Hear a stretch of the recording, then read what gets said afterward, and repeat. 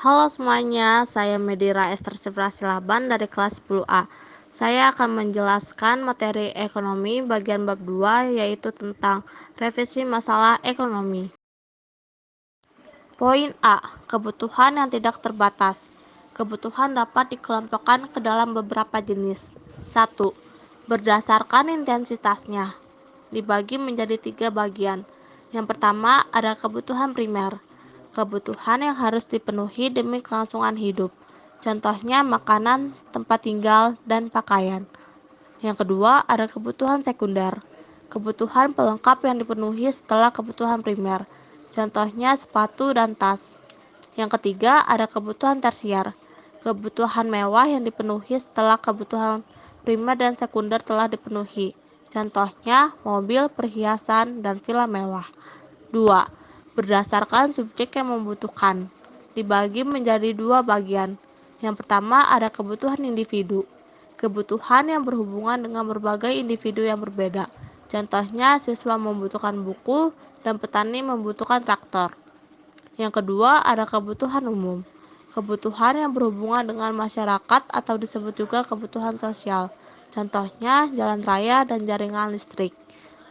3. Berdasarkan waktu. Dibagi menjadi 2 bagian. Yang pertama ada kebutuhan sekarang. Kebutuhan yang tidak dapat ditunda pemenuhannya dan harus dilakukan saat ini. Contohnya orang sakit harus segera berobat atau dirawat di rumah sakit. Yang kedua ada kebutuhan masa mendatang. Kebutuhan yang dirancang atau direncanakan untuk terpenuhi di masa depan. Contohnya orang tua menabung untuk mempersiapkan biaya kuliah anaknya. 4. Berdasarkan sifat pemenuhan kebutuhan.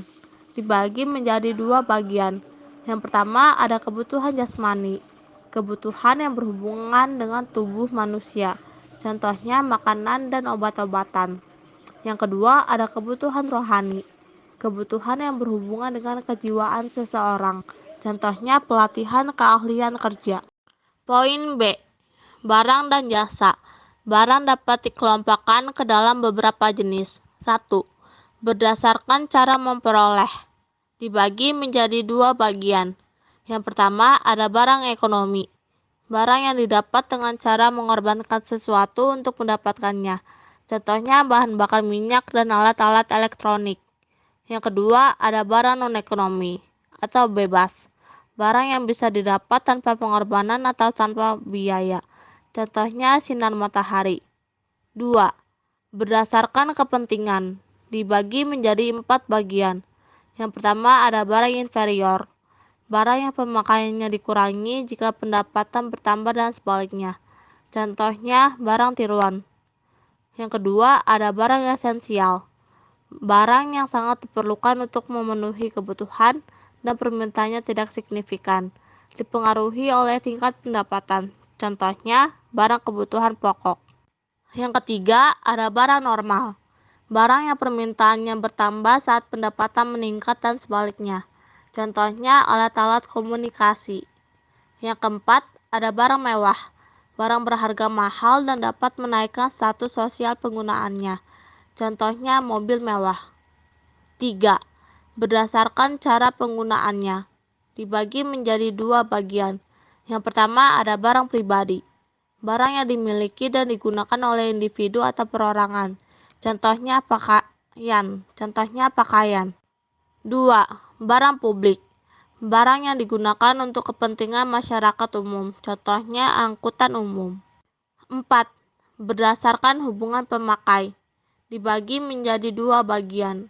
Yang pertama ada barang substitusi. Barang yang dapat menggantikan barang lain. Contohnya beras digantikan dengan jagung. Yang kedua ada barang komplementer. Barang yang kegunaannya bertambah jika digunakan bersama dengan barang lain. Contohnya kaos kaki dan sepatu. 5. Berdasarkan proses pengolahan. Dibagi menjadi 3 tahap proses. Proses yang pertama ada barang mentah.